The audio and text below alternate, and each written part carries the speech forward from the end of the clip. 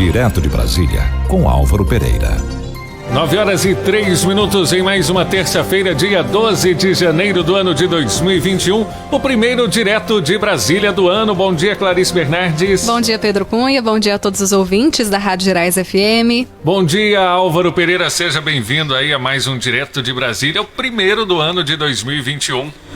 É verdade, Pedro. Bom dia, Clarice, bom dia, ouvintes da Gerais FM. Bom dia. Voltando agora, né? Coincidindo também com a intensificação, né, dos fatos na política, porque Brasília estava bastante parada também nos últimos dias, agora que as coisas começam efetivamente a acontecer, né? Depois das festas de fim de ano, Natal, Ano Novo, enfim, estamos de volta e o dia está bastante agitado aqui em Brasília.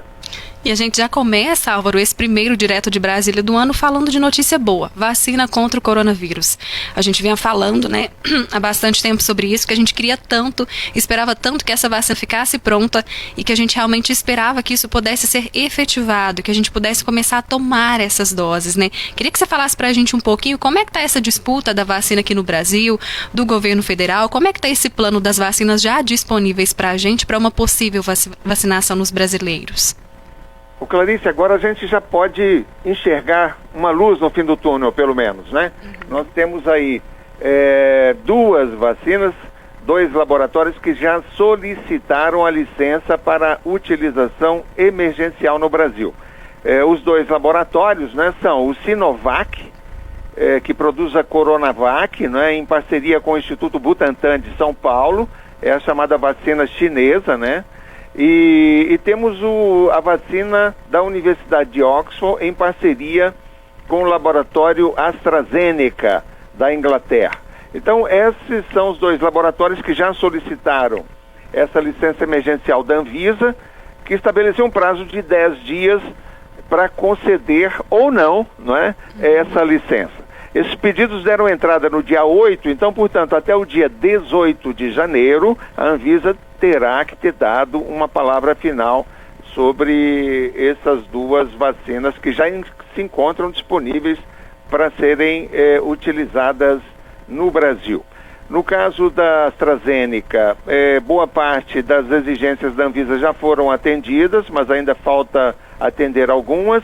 No caso da vacina Coronavac, do laboratório chinês Sinovac, a Anvisa fez outras exigências, cobrou novas informações, muito especialmente com respeito à eficácia global da vacina, ou seja, como é que a vacina está repercutindo também em outros países, né? Se ela já está sendo aplicada em outros países e com que nível de eficácia. Por enquanto, esse laboratório chinês, o Sinovac, em parceria com o Butantan de São Paulo, anunciou que o nível de eficácia do Coronavac é de 78% nos casos mais leves de coronavírus e a 100% nos casos mais graves. Porém, a Anvisa quer saber dos dados de eficácia global também e, por isso, solicitou mais informações ao Butantan de São Paulo.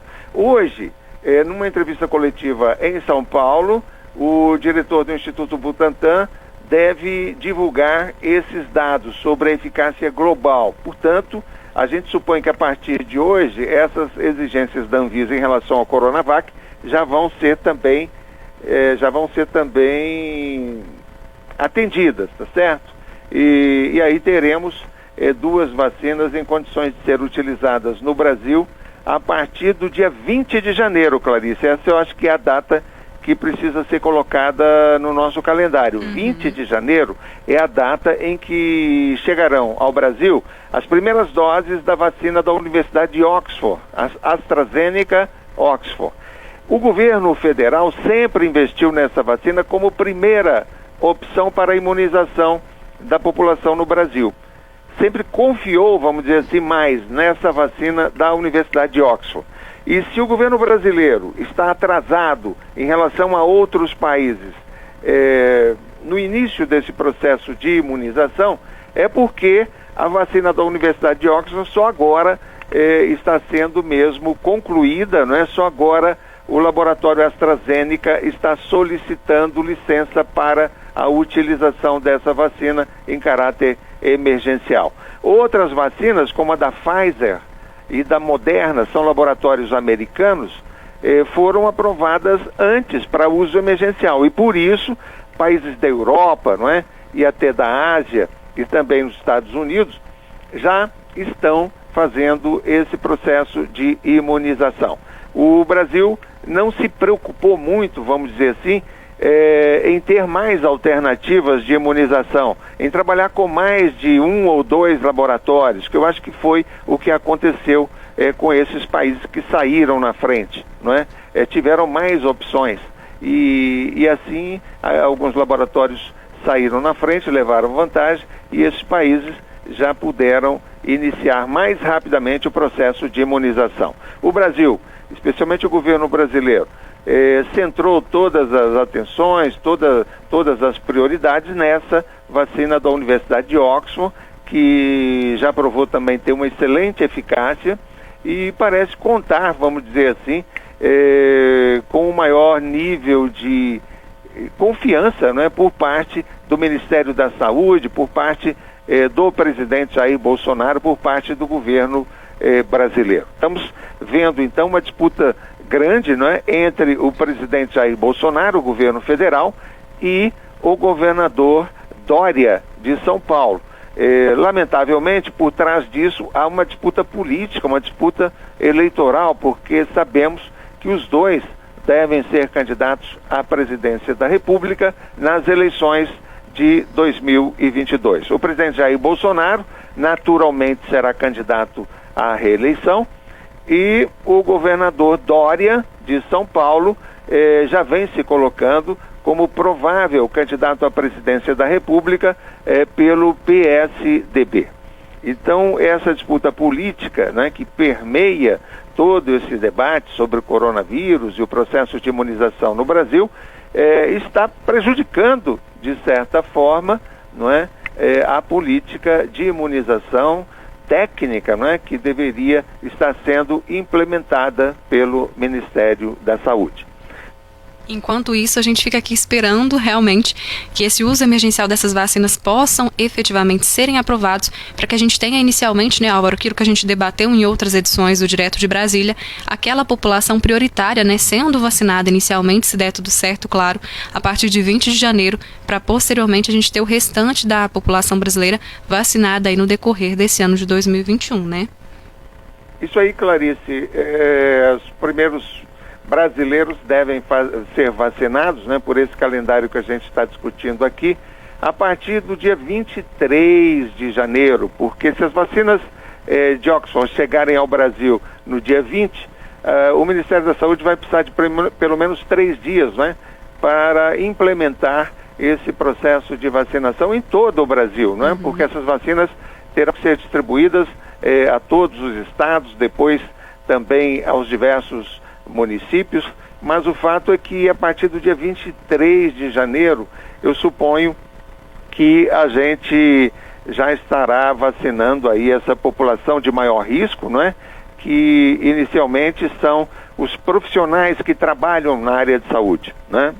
Esses profissionais médicos, enfermeiros, que vêm trabalhando em hospitais, né? Correndo um enorme risco, né? Tratando dessa população já atingida pelo coronavírus.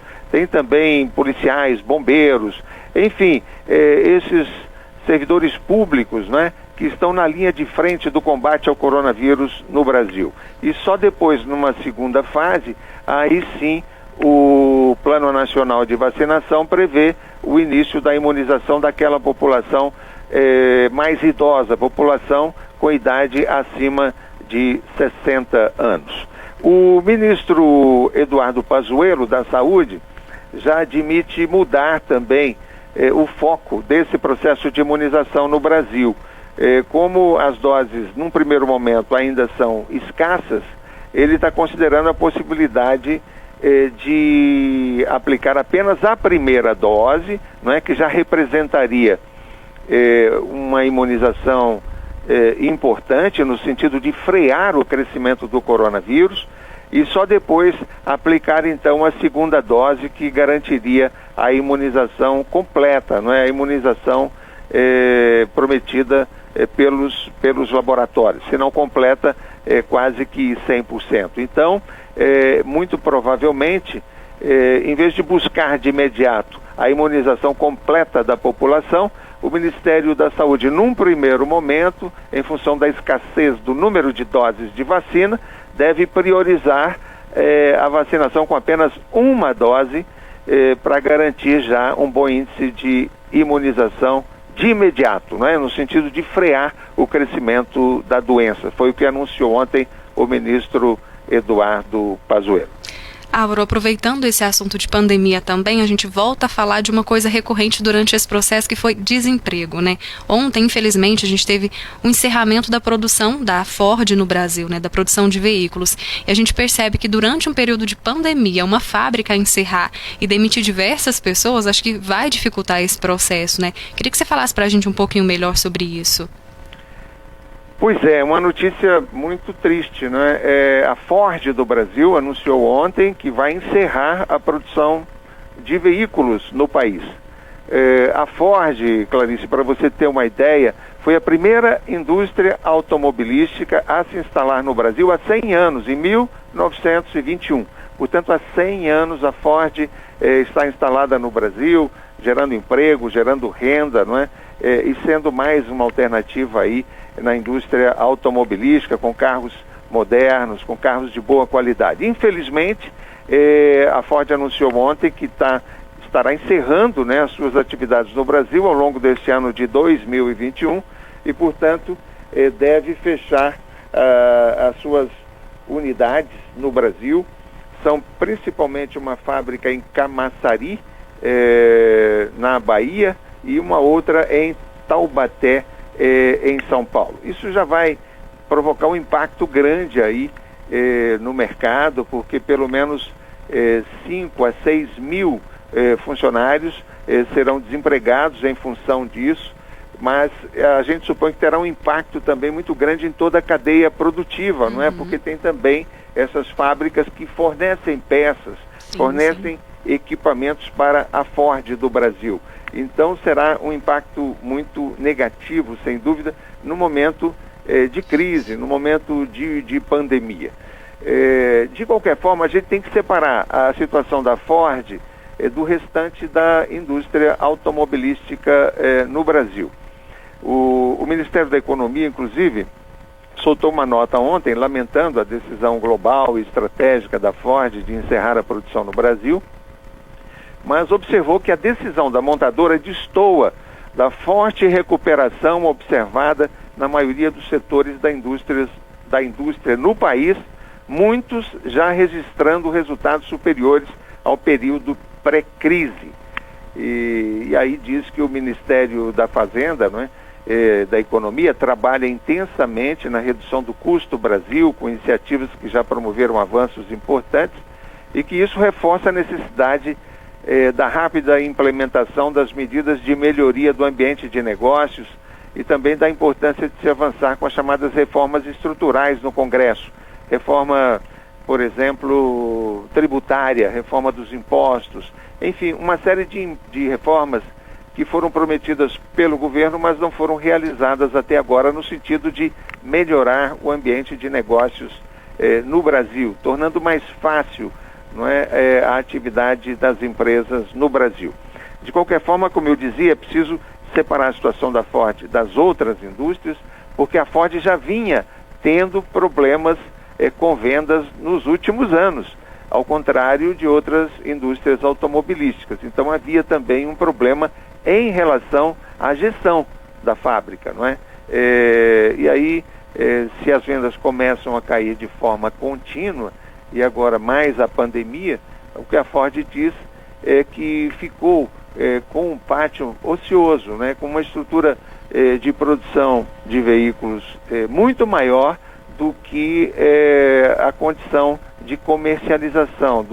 Ficou incompatível, né, a capacidade de produzir da indústria com as vendas reais que ela vinha realizando. a Ford vai continuar a vender carros no Brasil, só que serão carros produzidos na Argentina e no Uruguai, porque a Ford tem fábricas também na Argentina e no Uruguai. Então vai sair, mas continua vendendo carros no Brasil para aqueles saudosistas que gostam muito dessa marca da Ford. Ela não vai sair completamente do Brasil.